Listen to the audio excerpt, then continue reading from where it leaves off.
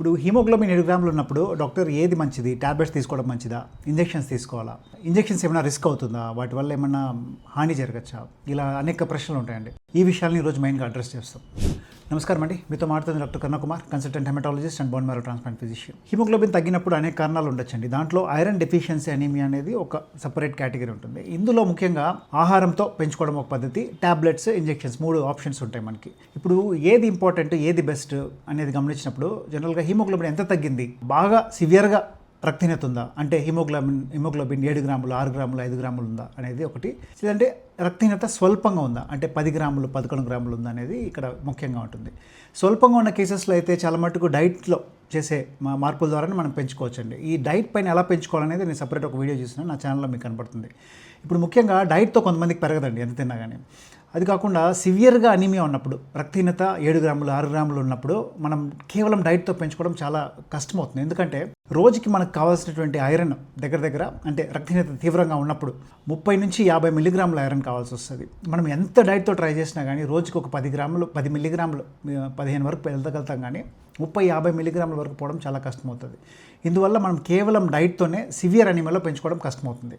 ఇప్పుడు tablets, injection విషయానికి వస్తే ఏది బెటర్ డాక్టర్ అని మీరు అడగచ్చు నెక్స్ట్. ఇప్పుడు టాబ్లెట్ జనరల్గా పేషెంట్ కండిషన్ స్టేబుల్గా ఉండి, పేషెంట్ తన పనులు తను చేసుకుంటూ, సిమ్టమ్స్ ఓన్లీ ఆన్ ఎగ్జర్షన్ అంటే తను బాగా కష్టపడినప్పుడు, లేదంటే మెట్లు ఎక్కినప్పుడు, ఎక్కువగా పనిచేసినప్పుడు మాత్రమే తీవ్రమైన సిమ్టమ్స్ ఉన్నప్పుడైతే మనకి అక్కడ అంత సీరియస్ విషయం కాదు కాబట్టి మనం స్లోగా టాబ్లెట్స్తో గ్రాడ్యువల్గా స్టెప్ బై స్టెప్ పెంచుకునే ప్రయత్నం చేయొచ్చు. మీరు గుర్తుపెట్టుకోవాల్సింది ఏంటంటే టాబ్లెట్స్ స్టార్ట్ చేసినప్పుడు మీ హిమోగ్లోబిన్ ఇంప్రూవ్ అవడానికి కనీసం అంటే నెల నుంచి 3 నెలల వరకు టైం పడుతుంది. ఇక్కడ ఏంటంటే మనం వారం వేసుకొని 10 రోజులు వేసుకొని వెంటనే ఆపేయడము, బాగా అనిపిస్తాను ఆపేయడం వంటివి చేయకూడదు. ఇప్పుడు సెకండ్, టాబ్లెట్స్ పడట్లేదు డాక్టర్, నాకు ట్యాబ్లెట్స్ తీసుకోవడం ఇష్టం లేదు, లేదంటే ట్యాబ్లెట్స్ మనకి మా బాడీకి సూట్ కాలేదు, సైడ్ ఎఫెక్ట్స్ వస్తున్నాయి అన్నప్పుడు ఏం చేయాలి? ఇప్పుడు ఇంజెక్షన్ విషయానికి వస్తాం. ఐరన్ ఇంజెక్షన్ అనేది చాలా మందిలో అపోహ ఏంటంటే ఇది డేంజరు, ఇది ఏమైనా సీరియస్ రియాక్షన్స్ అయిపోతుంది, లాస్ట్ స్టేజ్లోనే కదా ఇంజెక్షన్స్ తీసుకోవాల్సిందే అనే అపోహలు చాలామందికి ఉంటాయి. ఇక్కడ గమనించాల్సింది ఏంటంటే ఏ మెడిసిన్ తీసుకున్నా, ఈ ట్యాబ్లెట్స్ అయినా ఇంజెక్షన్స్ అయినా ఏదైనా కానీ అసలు ఎందుకు వాడాలి, అసలు వాడాల్సిన అవసరం ఉందా లేదా అనేది ఇంపార్టెంట్ ఒకటి. రెండోది, వాడడం వల్ల మన పరిస్థితి ఇంకా బెటర్ అవ్వాలి కానీ ఇంకా వర్స్ అయ్యేటట్టు ఉండకూడదు. ఈ 2 ఇంపార్టెంట్. ఆ విషయం చూస్తే రక్తహీనత వల్ల మనం ఎంత సఫర్ అవుతాం గుర్తించితే మనం పనులు చేసుకోలేము, మన యాక్టివిటీ తగ్గిపోతుంది, మనం ప్రశాంతంగా నిద్రపోలేము, ఫ్యామిలీతో స్పెండ్ చేయలేము, పనుల్లో ఎఫిషియన్సీ తగ్గిపోతుంది, చికాకు ఉంటుంది. సో ఈ డిస్టర్బెన్స్ని క్వాంటిఫై చేస్తే ఎంత మనం నష్టపోతున్నాం మనం ఒకసారి చూడాలి లైఫ్లో. వీటన్నిటిని పక్కన పెట్టినప్పుడు మరి ఇంజెక్షన్ తీసుకుంటే ఎంత అవుతుంది, ఎంత ప్రాబ్లం వస్తుందని గమనించినప్పుడు ఇంజెక్షన్స్ అనేవి రకరకాలు ఉన్నాయండి. పాతకాలంలో డెక్స్ట్రాన్ ఇంజెక్షన్స్ అని ఉండేవి, సుక్రోజన్ ఇంజెక్షన్స్ అని ఉండేవి. వీటి వల్ల రియాక్షన్స్ రేట్ అనేవి ఎక్కువ వచ్చేవి. ఆ కాలంలో తీసుకున్న ఇంజెక్షన్స్ రియాక్షన్స్ అనేవి పబ్లిక్లో ఎక్కువగా నెగిటివ్గా స్ప్రెడ్ అయ్యి, ఓకే ఐరన్ ఇంజెక్షన్స్ అంటే ఎక్కువ రియాక్షన్స్ వస్తాయని అపోహ అనేది ఎక్కువ ఉండిపోవడం జరిగింది. ఇప్పుడు లేటెస్ట్గా వచ్చే ఇంజెక్షన్స్ ఫెరికార్బాక్సిమాల్టోస్ కానీ వీటిలో కానీ రియాక్షన్స్ రేట్ తక్కువ, అంటే రియాక్షన్స్ ఉండవు అనట్లేదు, తక్కువ. అంటే చిన్న అలర్జీస్ అవడానికి అవకాశం ఉంటుంది. అంటే ఇప్పుడు ఇచ్చింగ్ రావడము, ర్యాష్ రావడం వంటివి ఇబ్బందులు ఉంటాయి. కొంతమందికి రేర్గా కొద్దిగా శ్వాస ఆడకపోవడం వంటి సమస్యలు టెంపరీగా రావచ్చండి. అందుకే ఐరన్ ఇంజెక్షన్ ఎప్పుడు తీసుకున్నా కానీ ఇంట్లో తీసుకోవడమో లేకపోతే చిన్న ప్లేసుల్లో క్లినిక్లో తీసుకోవడం అనేది కరెక్ట్ కాదు. హాస్పిటల్లో డాక్టర్ సూపర్విజన్లో తీసుకున్నప్పుడు చాలా మట్టుకు సేఫ్గానే అయిపోతుంది. ఇంజెక్షన్ తీసుకొని ఇంటికి వెళ్ళిన తర్వాత కొంతమందిలో జ్వరం రావడము, ఒళ్ళు నొప్పులు రావడం ఉంటుంది. ఇది కొంతమందిలో కొద్దిగా ఎక్కువ ఉంటుంది. చాలామంది భయపడిపోతారు ఇదేమైనా కొత్త ప్రాబ్లం వచ్చేసిందని.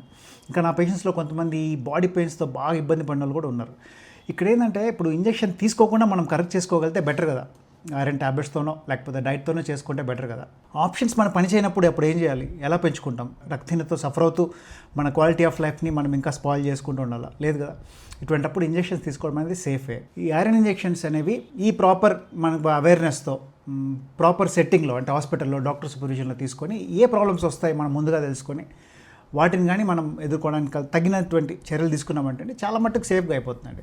ఇంజెక్షన్స్తో ఇంకా అడ్వాంటేజెస్ ఏంటంటే మీకు ట్యాబ్లెట్స్ అబ్జార్ప్షన్ లేకపోయినా, ట్యాబ్లెట్స్ పడకపోయినా కానీ ఇంజెక్షన్ అనేది మీ బ్లడ్లో డైరెక్ట్గా ఐరన్ వెళ్ళడం వల్ల, మనకి ఐరన్ బాడీకి డైరెక్ట్గా సప్లై అవ్వడం వల్ల త్వరగా రెస్పాన్సెస్ మనం గమనిస్తాం. ట్యాబ్లెట్స్ అంటే కూడా 2-3 రెట్లు ఎక్కువగా ఫాస్ట్గా హిమోగ్లోబిన్ పెరగడాన్ని మనం చూస్తుంటాం. ఇంకా ట్యాబ్లెట్స్ అయితే మనం ఒక 3 to 5 months కోర్స్ తీసుకోవాల్సి వస్తుందని చెప్పినా కదా. ఈ ఇంజెక్షన్స్ అయితే ఇప్పుడు లేటెస్ట్ ఇంజెక్షన్స్ అయితే 1 కోర్సు 2 కోర్సు. ఒకప్పుడు అయితే రోజు 10 రోజులు 12 రోజులు ఇంజెక్షన్ ఇచ్చేవాళ్ళు, కానీ ఇప్పుడు అట్లా అవసరం లేదు. ఇప్పుడు లేటెస్ట్ ఇంజెక్షన్స్ అయితే మనకి ఒక 30 minutes ఇన్ఫ్యూజన్ టైం, లేదంటే 40 minutes, 1 hour లోపు యూజువల్గా ఇన్ఫ్యూజన్ అయిపోతుంది ఒక డోస్. మీ బాడీ వెయిట్ తగ్గట్టుగా డోస్ క్యాలిక్యులేట్ చేసుకొని ఒక డోస్ అయితే ఈ రోజు ఇచ్చినాం అనుకోండి, సెకండ్ డోస్ మిగిలిన డోస్ 1 వీక్ తర్వాత మనం సెకండ్ డోస్ తీసుకుంటే యూజువల్గా కోర్స్ కంప్లీట్ అయిపోతుంది. ఇప్పుడు ఒకే సెట్టింగ్లో కరెక్ట్ చేయగలిగే ఇంజెక్షన్స్ కూడా మనకి అందుబాటులో ఉన్నాయి. సో మీరు హాస్పిటల్ ఊరికే పోవాల్సిన అవసరం ఉండదు, మాటికి తిరగాల్సిన అవసరం ఉండదు. కాస్ట్ విషయానికి వస్తే ఐరన్ ఇంజెక్షన్స్ జనరల్గా ట్యాబ్లెట్స్ కంటే కాస్టే, కానీ మనకి టైం సేవ్ అయ్యే చూసుకున్నప్పుడు, మన కన్వీనియన్స్ చూసుకున్నప్పుడు చాలా చాలా బెటర్ అని చెప్పాలి. ఇప్పుడు ఐరన్ ఇంజెక్షన్స్ కూడా రకరకాల కాస్ట్లు ఉంటాయి, కానీ మనకి తక్కువ రేట్లో బెస్ట్ ఇంజెక్షన్స్ మీరు అనుకున్నారంటే దొరుకుతాయి, వాటిని తీసుకొని మనము వాడుకోవచ్చు. ఇప్పుడు బ్రీఫ్గా చెప్పాలి అంటే ఈ రక్తహీనత ఉన్నప్పుడు, స్వల్పంగా ఉన్నప్పుడు ట్యాబ్లెట్స్ ఖచ్చితంగా హెల్ప్ అవుతాయి. ట్యాబ్లెట్స్ మనకి పనిచేయకపోయినా, అబ్జార్ప్షన్ అవ్వకపోయినా, అంటే జీర్ణాశయ సమస్యల వల్ల మనం గ్రహించలేకపోయినా, సో రీజన్స్ వల్ల తీసుకోలేనప్పుడు ఇంజెక్షన్స్కి వెళ్ళాలి. రక్తహీనత తీవ్రంగా ఉన్నప్పుడు, సివియర్గా ఉన్నప్పుడు మనకి త్వరగా పెంచడానికి ప్రయత్నించాలి, కాబట్టి అక్కడ ఇంజెక్షన్స్ అనేవి డెఫినెట్గా మనకి హెల్ప్ చేస్తాయి. ఇప్పుడు ఇంజెక్షన్స్ ఎవరెవరు తీసుకోవాలని గమనించినప్పుడు, మాత్ర పడని వాళ్ళకి, మాత్ర అస్సలు సెట్ కాని వాళ్ళకి, మాత్ర వల్ల సైడ్ ఎఫెక్ట్స్ వచ్చే వాళ్ళకి, సైడ్ ఎఫెక్ట్స్ ఏమీ లేకుండా కానీ కొంతమందికి మాత్రలు పనిచేయవు, అంటే అబ్జార్ప్షన్ సరిగా ఉండదు వాళ్ళలో, వీళ్ళకి కొంతమందికి త్వరగా మన బ్లడ్ పెంచాలి, అంటే బ్లడ్ బాగా తగ్గిపోయి సివియర్ సిమ్టమ్స్, అంటే అసలు లేచి నడవలేకుండా తీవ్రంగా ఆయాసంతో బాధపడే వాళ్ళకైతే త్వరగా మనం హిమోగ్లోబిన్ పెంచాలి. కాబట్టి ఈ టార్గెట్స్ తొందరగా పెంచాలని మనం గమనించినప్పుడు ఈ ఐరన్ ఇంజెక్షన్ అనేది వాడడం జరుగుతుంది. అనవసరమైన అపోహలు పెట్టుకోవద్దండి. మీ హెమటాలజిస్ట్ని కలుసుకొని మీకు ఏది కరెక్ట్ ట్రీట్మెంట్, ట్యాబ్లెట్స్ కరెక్టా, ఇంజెక్షన్స్ కరెక్ట్ అనేది ఖచ్చితంగా తెలుసుకొని మీరు ముందుకెళ్ళడం అనేది చాలా ఇంపార్టెంట్.